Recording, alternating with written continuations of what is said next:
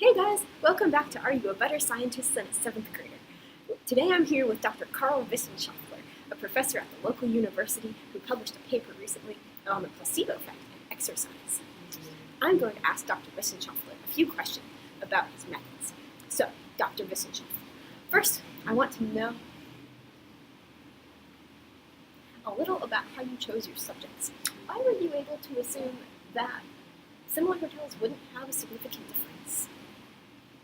Well, as the investigators stated clearly in the paper, Gwyneth, we made sure to pick hotels that had similar room structure. Condo style, 2 luxury hotels and 2 standard hotels. This way the work we were testing would be the same across hotels of the same type. But you understand that the paper used the word unique to describe the luxury hotels? Doesn't that inherently imply that they're different? And couldn't you have used a mixed effects model to make sure there weren't any significant differences between the hotels? Unique doesn't simply imply that the work is different. Unique implies differences in the architecture or extracurricular activities offered by the hotel. We made sure that all the workers cleaned the same amount of rooms a day, about 15, and worked the same amount of hours, about 40. And the mixed effects model? Mixed effects was deemed unnecessary because there is not a large enough sample size of hotels to make it worth it. We are avoiding type 1 error, as stated in this study by my good pal, Jane Penilis, who says small sample sizes and mixed models can increase the chance of seeing something that's really not significant. Also, we did not run a mixed model because we didn't make a model, nor were we looking for intercepts. We were testing a before and after scenario of placebo effects on health, unless we didn't want to use our data as predictive variables for one's health. So then what about the women themselves? All those physical markers of health can have other explanations, like genetic conditions for high blood pressure and BMI, or predisposal to being overweight. And you didn't even mention underlying mental conditions that can affect a person's metabolism and body conditions, like anxiety, depression, or their general outlook on life. You're right about those co-founding factors. However, my team and I did want to perform a PCA analysis of these workers and their past medical histories to assess which variables had the greatest effect on their health output. However, as you will learn and mature as a scientist, that data wasn't available to us. So, while the hotels are equal employment opportunity code, or they follow this code, these clauses don't always apply to the genetic information or mental conditions. Thus, many of the women did not consent to releasing this information to us to avoid jeopardizing this job position. Fine.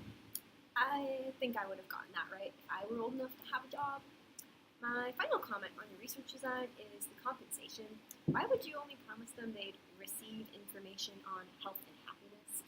Instead of a monetary reward, not everyone values learning and information as much as I do, so some people might need a tangible reward. Well, we wanted the incentive to be mindset only. We did not want subjects working hard for money or a prize. So perhaps we should return to the hotels after publication of the paper and offer better compensation for a thanks. That seems fair. So you know that to use an ANOVA or t-test you need normally distributed data. So how do you know that a variable like perceived exercise and health is normally distributed? And wouldn't you need to do an Anderson-Darling test to make sure?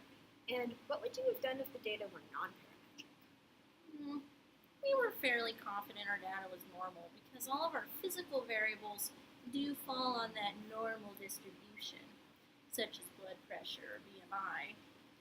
But some of the other variables, like perceived work as exercise, we converted into a ratio on a 1 to 0 scale.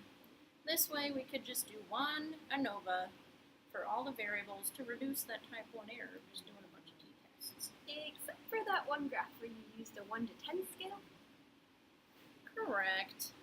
The graph of perceived exercise was easier for participants to rank from 1 to 10 instead of 0 to 1. So, and I forgot to note, if our data were actually non-parametric, we would have used the Wilcoxon sign rank test to compare between our time 1 and our time 2 between the measurements, and then we would have used Kruskal-Wallis non-parametric test to compare significance between all of the variables. Okay, well, at least you showed some foresight and planned ahead. Speaking of your t-tests, where did they come from? You don't mention them anywhere in the paper except for the description under Table 1, I believe. What did they add that the ANOVA didn't? Yes, the paired t-test was used to compare the results of the ANOVA to show there were significant differences between the time 1 and the time 2 of each variable. I'm pretty sure that since you did repeated measures ANOVA, you didn't have to run multiple paired t-tests. T-tests are basically just a specific type of ANOVA anyway. Well, I'm not sure about that, young lady. You ever finished taking algebra yet? For your information, I took algebra in first grade. Now the guidance counselor takes me over to your college to take calculus. Well, I must be wrapping up here soon, so I can go teach my seminar on exercise health. Do you have any last-minute questions? Of course I do. The behavior section of your paper lists all kinds of variables like smoking, caffeine intake, and caloric intake, and personally I can even have caffeine because I have a heart condition. But I imagine that it's not super helpful to list all of those and assume that those behaviors didn't change. You even admit in your conclusion that the women could have lied or misrepresented their health behaviors during the study, and your whole conclusion hinges on the fact that they didn't, and that you can attribute differences only to being told the work was good exercise. As my favorite author, Abraham Verghese, and his colleague, Aaliyah Krinwright, the clinical context of the placebo effect is very important. Just knowing that they were in a study about their health and behaviors could have resulted in your findings and subconsciously changed their behaviors and even their metabolisms. Well, here, Gwyneth, you're addressing two different scenarios. One, you accuse our study of not accounting for all behavioral differences among the women. To address this, what incentive did these women have to lie? That's why, as I said before, the women were only compensated with information about health for the future and not money. Two, you are stating even without these possible behavioral influences, women would still have changed their behavior because they were just in the study, not because of our placebo information, right? Well, I contradict this. Even though the physical health changes could be due to the idea of being in a study about health, still, these women, their perceived mindset of their work as exercise increased from time 1 to time 2. Thus, this change in mindset could only have been caused by changing their perception and not necessarily their behavior. So, the changes in our our physiological variables just supported this mindset change to a T. Okay, well, thank you for coming on my show and defending your scientific reasoning, Dr. Wissenschaftler. Also, I think your tables and graphs are really boring. Thanks for watching, everyone. See you next week on Are You Smarter Than a 7th Grader?